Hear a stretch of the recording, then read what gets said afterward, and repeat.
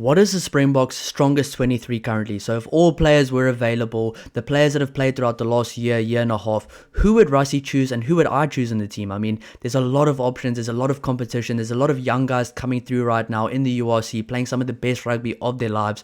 But if the Springboks were to play in a World Cup final today, who would they choose in their 23? Now, this was a very difficult list to choose, but I think the team won't be that different from what we've seen before. There's a few guys that have maybe dropped out of the pecking order in recent years and a few guys that have maybe worked their way up the pecking order as well. But in this video, I'm going to be covering all of that, as well as the players that I think just narrowly miss out on that World Cup final 23 if they were to play in the final today. But before I do get into it, guys, if you do enjoy the content, please don't forget to like and subscribe to help the channel grow. There's going to be a lot more content coming out, all the international games, match reactions, player ratings, previews, reviews, videos like this as well for all the international teams. It's going to be absolutely epic. The under 20s as well. So if you do enjoy rugby content, give me a subscribe or follow, comment down below your thoughts, and yeah, thank you so much for all the support.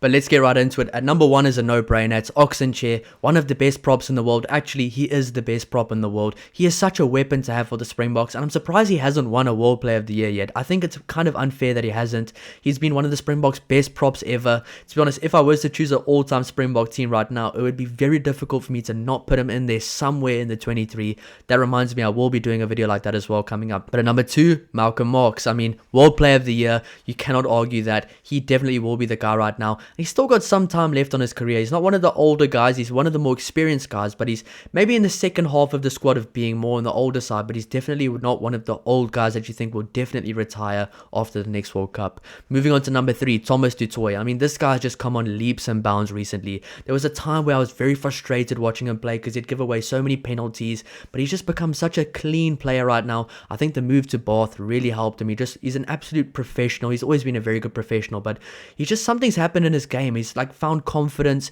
He just understands how he can impact the game and really add value to the team, and he's become a really good prop recently. Now, normally I would have said, oh, Volkulo needs to start there, but I think Volkulo's got a very important kind of role off the bench, and I think Thomas du Toit starts really well. Him and Oxenchair have played together for the Sharks as well, and Thomas du Toit's heading back to the Sharks, which is going to be very good because I am a Sharks fan. Been a very unfortunate last few years, but it's a really good news to have Thomas du Toit coming back and playing some rugby in South Africa again. But I will say the Bath move really helped him out. He is definitely the number three for the Springboks right now. Now, moving on to number four, I've gone for Eben Etzebeth. Now, this is a very unpopular opinion. People have probably commented this before on my channel, but I really think Eben Etzebeth has been slacking recently. Now, obviously he's had his break. He had the incident that happened last year against Wales, but before that, he just seemed to be giving away a bit unnecessary penalties, not playing to the standard we are used to from Eben Etzebeth. So I really hope now at the break, now obviously he is battling an injury, but obviously this list is theoretical to if everybody was healthy.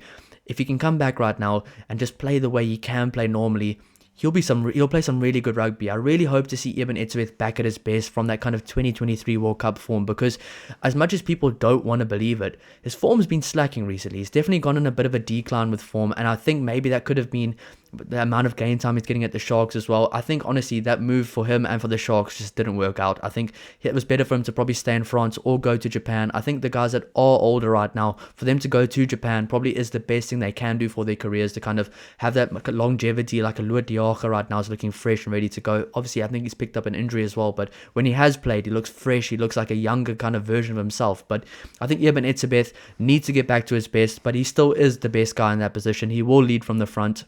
He's an absolute man-mountain. He's won the Springboks games before. I mean, that quarterfinal, he's done some incredible stuff for South Africa. So hopefully he can get back to his best. But moving on to number five is Ruan Nortje, a really good rugby player and a very underrated rugby player in South Africa. I think South African fans appreciate him, but not all South African fans appreciate him. Some people still think he's not worth being there, which I don't understand that. He's got a very high work rate. Yes, he's not going to score 100-meter tries running with the ball in hand, but he is a key integral part of that engine room for the Springboks, and he adds so much value. He's a leader for the Bulls. I think he's going to Japan at the end of the year, so obviously Rassie's given him a call and said, hey, go to Japan, save your body, you're going to be a key guy. And I really do think Ruan Nortje could be the captain of the Springboks going into the next World Cup. I just see it happening. I don't know why. I just see Ruan Nortje potentially being the captain. So if I was to put money on it, Ruan Nortje is my 2031 Springbok captain. He's been really good ever since playing his debut for the Springboks. He just adds so much value. He's good at line-out time. He leads at the line-out. He's good in the maul attack, maul defense. Just the shift this guy puts around the park. He just has an engine that never stops going. So Ruan Nortje, a very important player for the Springboks, and you need players like that to just get stuck in and just do the hard work. Moving on to number 6 is the captain, Siya Kolisi. I mean, Siya Kolisi puts in some big performances for the Springboks. I know people seem to not rate him very highly, but he really puts in some big performances for the Springboks. He puts his body on the line. He really plays well for the Springboks. Now, for the Sharks, for my Sharks, I'm not going to say he plays the best. I won't say he plays that much. But for the Springboks, where it matters the most, he plays some phenomenal rugby. And the things he does, which people don't seem to realize, he always seems to be part or kind of contribute to those big moments. If I was to think a few years back, he made a big tackle on Ben Earl at the line out against England to kind of get the team going against England at Twickenham when they were kind of on the back foot. We ended up winning that game. He had a massive double hit with Jasper Wiese. I think it was on Mauri Toji on the try line against England. Big things like that. Running over Robbie Henshaw in the Ireland game, getting the team going. He's got very slick hands as well. I think him and Caden Doris are those two forwards right now in World Rugby that have really slick, really good hands. Cody Taylor as well. Those forwards that really stand out with how well they play, almost in a backline role if they need to. I mean, Siya Kolisi's become very comfortable in the outside channel as well. The kind of Tony ball really suits the way he plays. He's very athletic, he's fast. And I think, honestly, when he plays in the Springbok jersey, he takes his game to a whole new level. So Siya Kolisi, definitely my number 6. Number 7 as well is a no-brainer. And I feel like most of this list is going to be a no-brainer. Obviously, the bench is where it gets very tough. And there's obviously a lot of guys fighting for positions right now, which definitely in the next few years will change. But number 7, Pieter-Steph du Toit. Obviously, South Africa, number 7. To the rest of the world, it's number 6. But Pieter-Steph du Toit, honestly, he's such an amazing player. The things he's done for the Springboks probably is one of the top 3 Springbok players of all time. Now I've actually got a question for the viewers watching this channel, and I've been thinking about this for a while now. If you were to have an all-time list, like an all-time importance list for the Springboks, who would you have higher? Pieter-Steph du Toit or Eben Etzebeth? Now, that's a very difficult question to answer, but I'm going with Pieter-Steph du Toit. The things he's done in the finals, the big games, just the absolute way he's put his body on the line. I would just give Pieter-Steph the edge over Eben Etzebeth on my all-time Springbok list, but it's very close. But I mean, those two are absolute legends in the Springbok jersey and World Rugby legends as well. I think, honestly, right now, Pieter-Steph definitely gets into my all-time greatest rugby team. Obviously, a few years ago, maybe not. Maybe a few years ago, before 2019, he was a bit erratic with the kind of penalties giving away. He always played hard, but the way he's kind of honed in his game right now, got some better skills as well. The things he does in the Springbok jersey are just unheard of. I mean, he is an absolute beast of a human being, and I think right now Pieter-Steph du Toit probably is the most important forward in the Springbok forward pack, except for Malcolm Marx and the number 8, Jasper Wiese. So at number 8, I've gone for Jasper Wiese. This guy's come on leaps and bounds. I mean, where he started to where he is now, he's gained some more skill set. Japan's really helped him. His running game's good. His IQ's gotten a lot better. I think he's one of those guys that Evan Roos can learn a lot from, because a lot of people seem to hate on Evan Roos, but Evan Roos definitely will be a big part of the Springbok team going forward post 2027 and maybe even this year. But a guy like Jasper Wiese, if Evan Roos can just learn a few things from him, he can honestly be one of the best 8s we've had in a long time. But Jasper Wiese is a phenomenal rugby player. He's physical, he always gets go forward ball, he's a machine. And I think this whole forward pack for South Africa is just full of world-class players that have just become extremely experienced, guys that don't make a lot of mistakes, they don't give away silly penalties, and honestly, every single game you know that they're going to give their best, and you know that they're going to play to their best ability every single game. So a very strong forward pack right there, and I think that would be a very tough forward pack to try scrum against for any team right now. But moving on to the back line at number 9, I've gone for Kobus Reinach. Now, a lot of people will say, what about Grant Williams? I think Grant Williams right now has a very good role on the bench, but I will explain that when I get there. Kobus Reinach and Sasha Ngoma right now have a very good combination for the Stormers. They've learned how to play together at the Springboks. They look very comfortable playing together. Kobus Reinach's been a very good starter every time he's played. Last year against Ireland, against France, he scored some key tries.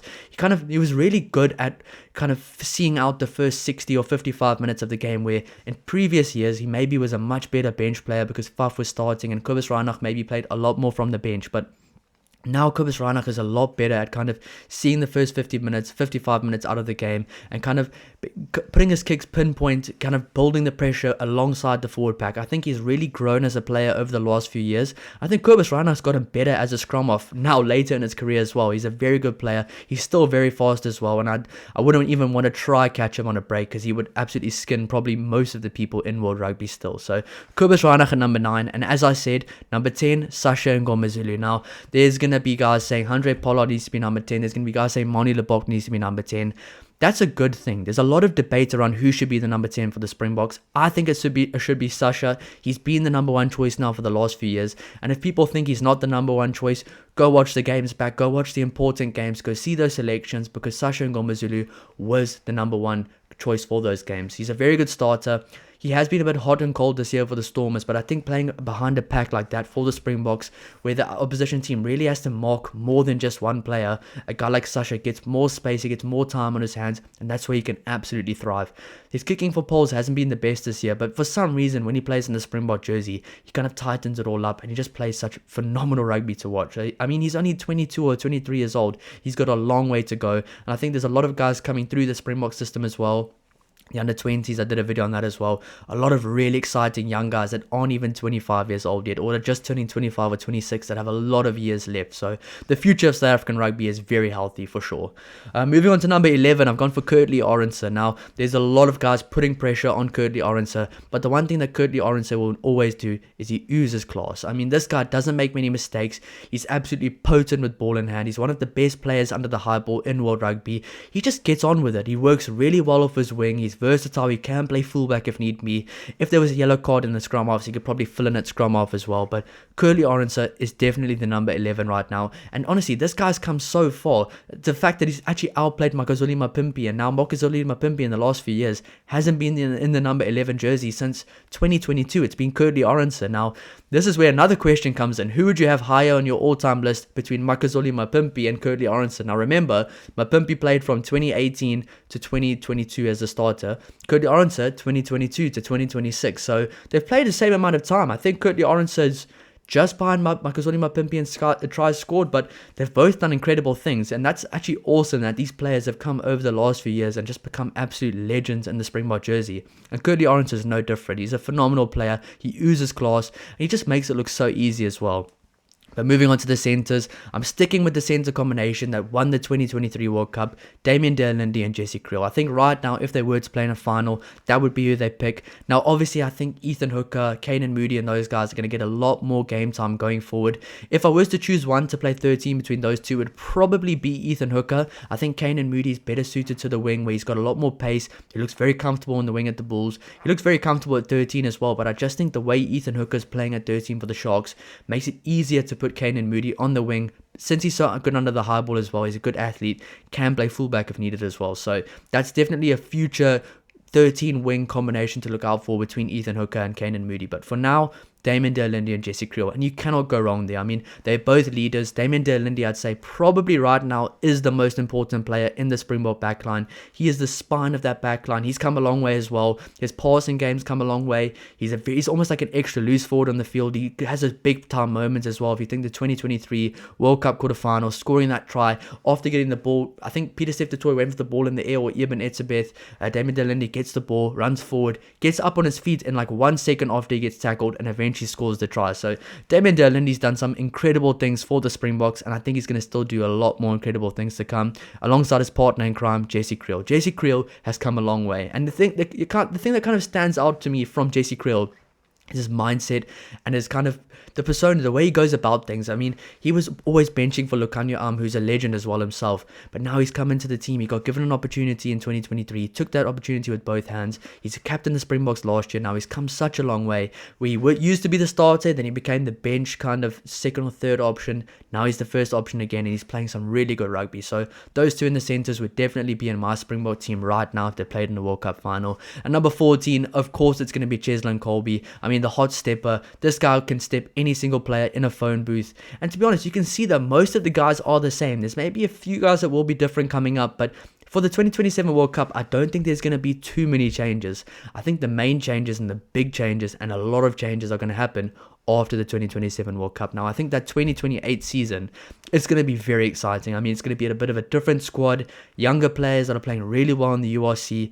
It's going to be a lot of different faces. I think guys like Eamon Etzebeth, Luediaga, and those guys probably won't be there then. Maybe Damon de Alindi as well. Maybe they'll try to get them to some more milestone caps games during that time, but that's when we'll see a lot more of the Paul de Villiers, Bato Tlekani, Ruan Venter, Ivan Roos, Cameron Hanekom, Hashim Peed, all these good players, Ambrose Papid. We'll see a lot more of those players after the 2027 World Cup. I think some guys will get some good opportunities this year. I will do a video on that as well. I have done a few videos on the Springboks as well. So if you do enjoy that content, give us a subscribe just to go and see those videos. You will enjoy them if you enjoy this video. But I think right now, keeping the guys like Ches and Colby, Dale Lindy and Jesse Creel will be very crucial for them to try go back to back and get the three-peat for the next World Cup. It's crazy saying that because I remember 2016 being almost heartbroken because the All Blacks just beat the Springboks by 50 or 60 points in Kings Park, and I was there watching it. So we've come a long way. But moving on to number 15, I've gone for a guy that I think is one of the best players in World Rugby. He can play 10, he can play 12, he can play fullback. I do think his future for the Springboks will be at 12. Damian Willemse. This guy's come such a long way, and I mean, he was always a good player, but the way he plays right now, the style he plays, the leadership qualities he possesses, this guy's come such a long way, and he's one of the best rugby players in the world. I think right now, fullback is a position for him, but I think honestly, 2028 to 2031, we could be seeing Damian Willemse moving into a Damon de Alindi's kind of 12 role. I think if there was one guy that kind of plays the same kind of style as Damon de Alindi, it's Damian Willemse. If you think he's got the footwork, he's got the physicality, he's got the ball playing ability, he's learned from him for so many years. And can you imagine a centre combination of Damian Willemse at 12 with the likes of an Ethan Hooker at 13, with Moody on the wing, Chiswell Hurst on the other wing, Apalele Fasi at fullback, Sasha Ngomazulu at 10, and then like Ambrose Papir or Hashim Pido or any of those players at number 9. That's a very good backline to think that could be the future backline after this. So definitely people should not worry about the future of Springbok Rugby. It's going to be in very good hands. It's going to be very exciting to see some new faces, but Damian Willemse will be there for the entire thing. He could probably you will go to the 2031 World Cup because he'll be 33 years old. He could maybe push for the 2035 World Cup. I know that's a long way away. He'll be 37, so maybe not, but he's still got a few World Cups left in him. He's still got a lot more games left in him. And I think he will get to that 100 cap milestone for sure. So that's my starting lineup. But moving on to the bench, the bomb squad, this is where it gets a bit different, a bit interesting. At number 16, I've gone for Johan Grobler, a very good player. He's kind of picked up his game for the Bulls. It was a really difficult decision for me because there's Jan-Hendrik Wessels there playing really good rugby as well, who I really like, who's very versatile. I think Jan-Hendrik Wessels will be probably moved to hooker going forward post-2027. I know right now he plays prop and hooker. Maybe he'll be the starting hooker after the 2027 World Cup. And he's got a lot of years to go. I think right now, Johan Grobler has shown he probably is the guy for that job. I still think the hooker position is a position we kind of need to get more clarity in for the Springboks. But Johan Grobler has passed every test so far. He's looking like the real deal. And if he was to scrum alongside his other Bulls props, he'll probably be more comfortable as well with a guy like Ruan Nortje outside of him. So I think as a pack, if you keep a combination like that together, from the bench, playing together, understanding each other's game, it just makes so much more sense and they'll be a lot more comfortable. Moving on to number 17, I've gone for Gerard Steenkamp. I also was going to go for Jan-Hendrik Wessels here, but Gerard Steenkamp has honestly, he's been mistake-free over the last few years. He doesn't make mistakes. He scrums hard. You always see us getting these tight-head scrums at the end of the game because of a guy like Gerard Steenkamp coming on, just absolutely oozing power and class, and just the way he scrums, he dominates people. Number 18, Volkulo. I mean, this guy's built like a tank, maybe built bigger than a tank, and I don't think a tank could drive over him if it tried. I mean, those legs of his, he's built to scrum, he's built to push things. I think he does that very well as well. Volkulo is a world-class prop, one of the best props in the world. And if you were to play him on the bench, he becomes the best bench prop in the world, no doubt about it. Same thing if you were to put Thomas du Toit on the bench, he becomes the best bench prop in the world as well. So Volkulo to kind of round out that bench front row, a full Bulls bench front row, and I think even if you added Jan-Hendrik Wessels in there in place of Johan Grobler or Gerard Steenkamp, you still have a whole Bulls front row which kind of has that cohesion. They understand how to play together, they feel comfortable together, they dominate for the Bulls, they can dominate for the Boks as well. Moving on to number 19, I've gone for RG Snyman, also battling a bit of an injury right now. Obviously there is a lot of injuries, but this does kind of give an opportunity to some players this year. Now I think these guys will all be back by the World Cup, before the World Cup, by the end of the year as well. RG Snyman is a phenomenal player from the bench. He is one of the best bench players in the world. And if I was to choose an all-time Springbok team, Ergis Snyman would be in my number 19 jersey because just how good he is off the bench, getting that good impact off the bench, the way he can get those offloads going, his arms loose to keep the ball going, to keep the ball alive. He's become such a good player, but also the one thing I really like from him that I've seen in recent seasons is the things he does, the hard work, the unseen hard work that we maybe didn't see too much from him in previous seasons. He was maybe a bit more too flashy and trying to do the flashy things too often, but now he's kind of toned it down a bit. He does it when it's on offer. Yes, he has his kind of trademark skills that can absolutely break a game open. We saw that try in Wellington last year, that beautiful try he scored to kind of seal the deal to beat the All Blacks, the biggest score ever. But Ergis Snyman in the number 19 jersey, that is his jersey. If I think of the number 19 nowadays, I think of Ergis Snyman 100%. Moving on to number 20, and it's my last forward on this list. Now I'm going for a 6-2 split or whatever you want to call it, but he's the last proper forward on this list, but I can't even call him a proper forward because he plays on the wing as well if need be. Number 20, I've gone for Kwagga Smith. I mean, Kwagga Smith has been the best bench player for the Springboks we've seen in a while. Obviously next to Ergis Snyman as well. He's got that kind of punch, he's explosive, he's an athlete. The one thing he does so well, which I think is very underrated, a scrum 5 meters out, they always bring Kwagga Smith on because they know how fast he is. They know he's going to run directly in between the scrum half and the fly half, or directly in between the loose forward and the fly half, or between the fly half and the centers, and he's almost always going to score that try. I mean, he's a try scoring machine. He's brought that 7 style over, and it's translated very well. So Kwagga Smith at number 20. Number 21 now. This is where it gets very interesting. A hybrid player, a guy that's absolutely picked up his game over the last few years. I really like watching him play. He could be a starter on any team. He could be a starter on this team as well. Andre Esterhuizen. I mean, what more can I say about Andre Esterhuizen? He played he played loose forward last year. He played 8th man last year. He played center last year.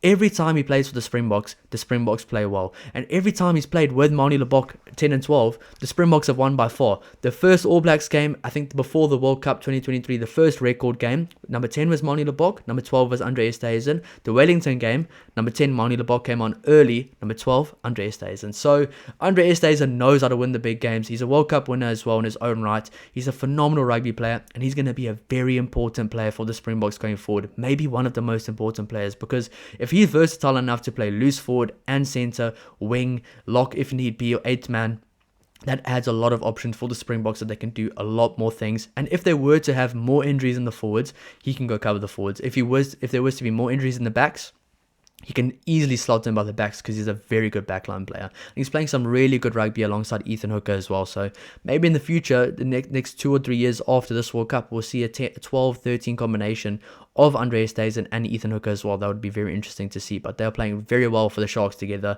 And Andre Esterhuizen, ever since becoming the captain of the Sharks, has picked up his game to a whole new level as well. So one of the best rugby players in the world, no doubt about it. He's really come a long way in the last few years. But moving on to my final 2 players, and I kind of like to see them as a combination because they are a 9 and a 10, but they can both be versatile. They can both play wing. They can both play fullback as well. Number 22, Grant Williams, and number 23, Manie Libbok. Now, a lot of people probably won't agree with that. They'll say, where's Handré Pollard? I will explain this, but Grant Williams is one of the best bench scrum halves in the world. He's one of the best scrum halves in the world. He's in my top 5 scrum half power rankings list. So if you haven't seen that, go watch that one as well. He could easily be one of the best or one of the top 2 scrum halves in the world if he played more. I think after the 2027 World Cup, if Kobus Reinach probably gets phased out of the team, I think Grant Williams will be the number 1 option there. I'd like to see Embrose Papier come in as well with this kind of recent form, playing really good rugby, but Grant Williams is the man for the number 22 jersey. He's fast, the things he's done before, the tries he's scored, the impacts he's made, especially last year against France, against Ireland. He's had some really big moments where he's kind of sealed the win for the Springboks. If I think that England game, he started that game in Twickenham the last time Springboks played England, sidestepping Freddie Stewart like that to score that incredible individual try. Grant Williams has done some incredible things. He's made some incredible highlights, but I think the one thing I really like from him is just how accurate his box kicks are and just how composed he is as a player nowadays. But I also think it helps him playing alongside number 23, Manie Libbok, who's been absolutely outstanding in the last year for the Springboks. Yes, 2023 happened where he missed a few kicks. People got upset about that, and the one thing I will say that I've realized is a lot of times fans, I mean South African fans, I'm one of them, I've done it before, we kind of see mistakes they make if they make it for over a few months or a period of time, and we kind of label that player as that mistake forever. Now, Manie Libbok's kicking in the last year has become extremely good. I mean, the other day, I think he got 11 out of 11 or 10 out of 11 kicks in Japan playing there, really difficult kicks, and no matter where you are playing, the same kick is the same kick. He's changed his style, he's changed his technique, he has a much shorter run up, he places the ball higher and lower as well, so he has a bit more control over the kick, and I think the adjustments he's made to his game just shows how serious he is about being in the Springbok team. And the one thing with Manie Libbok, every time he comes off the bench for the Springboks, he adds some sort of value. The team gets going. The team scores a quick try. He has an incredible pass. He does some incredible playmaking. He's got very accurate contestable kicks as well off both feet. Yes, he sometimes makes mistakes when it comes to kicking for the line. These are things he can fix, and I'd rather him do it now than in a World Cup final. But I think one thing with Manie Libbok, he's played in a World Cup quarterfinal. He did well in that quarterfinal. He's played in a semi-final as well. He's played in the big games. He's beaten the All Blacks by record scores twice by being the fly-off, by being the main guy in those games. I think it's time we honestly started believing more in Manie Libbok, because there's a lot of people that realize just how good he is.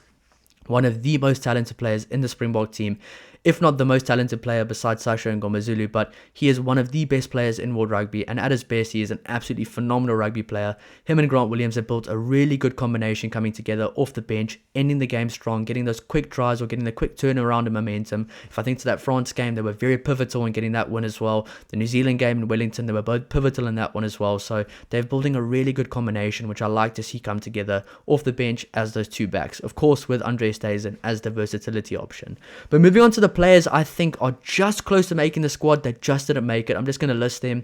We got guys like Jan-Hendrik Wessels, Franco Mostert, who'd be really unlucky to miss out on this team of mine. Lua Diaga, who potentially could come in if a guy like Eben Etzebeth doesn't pick up his game. Lua Diaga could be the guy to start there. Elrich Low, he's going to have a lot more rugby as well. He's a phenomenal rugby player. Marco van Staden, who just seems to be getting better and better every single time he plays. Could also be a hooker option as well, a kind of hooker / loose forward option that maybe might get the nod because of that. And Ntutoko Mchunu, where do I start with him? He could be playing in the place of Gerard Steenkamp with his team. There's so much competition going on right now. I mean, Ntutoko Mchunu is playing phenomenal rugby since signing for the Stormers. That was a bit of not a career saver, just boosted him a bit because he's always been a world-class player. But now he's kind of showing off how good he really is.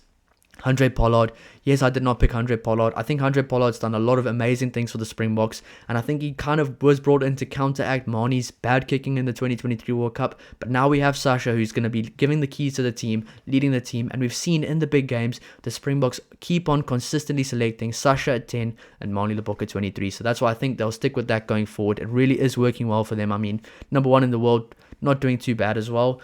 Kane Moody, a very unlucky player to miss out on the squad. Could be in the squad in any position, in the number 13 jersey, the 14 jersey, the 11 jersey, the 23 jersey. There's still a lot of time for him to play his way into the team as well. Ethan Hooker battling a bit of an injury as well right now, but he's definitely going to be one to watch after this next World Cup. And then obviously Apalele Farsi, a player who's a phenomenal player. Ever since he's put on the Springbok jersey, he's just taken his game to new heights. I just think Damian Willems has got that position right now. But if Damian Willems after the World Cup was to go to number 12 to kind of play that Dare Lindy role, I think Apalele Farsi will be a bit of a no-brainer at number 15. There's obviously so many players I missed out, so many players I couldn't mention. I mean, Henku van Wyk, we have guys like Badot Lekani, Chisel Uester, all these guys. I just think the kind of crop of players we have right now, there will be a lot of guys getting debuts this year, 100%, but we are a year out from the World Cup, and I think this is the strongest team to take to a World Cup final if they play today. But let me know your thoughts down below in the comments. I will be reading out the team list, so it's Oxenchair, Malcolm Marx, Thomas Dutoy, Eben Etzebeth, Ruan Norkia, Sia Khaleesi, Peter Steff, Jasper Wiese, Kobus Reinach at number 9, number 10, Sasha and Ngomazulu, number 11, Kurtley Orense, number 12, Dale Lindy, 13, Jesse Creel, 14, Colby, 15, Damian Willemse, 16, Johan Grobler, 17, Gerard Steenkamp, 18, Volku Low, 19, RG Snyman, 20, Kwagga Smith, 21, Andre Estes, and 22, Grant Williams, and 23, Manie Libbok. Let me know your thoughts down below in the comments, and please, if you do enjoy the content, please don't forget to like and subscribe to help the channel grow. I'll see you in the next one. Cheers.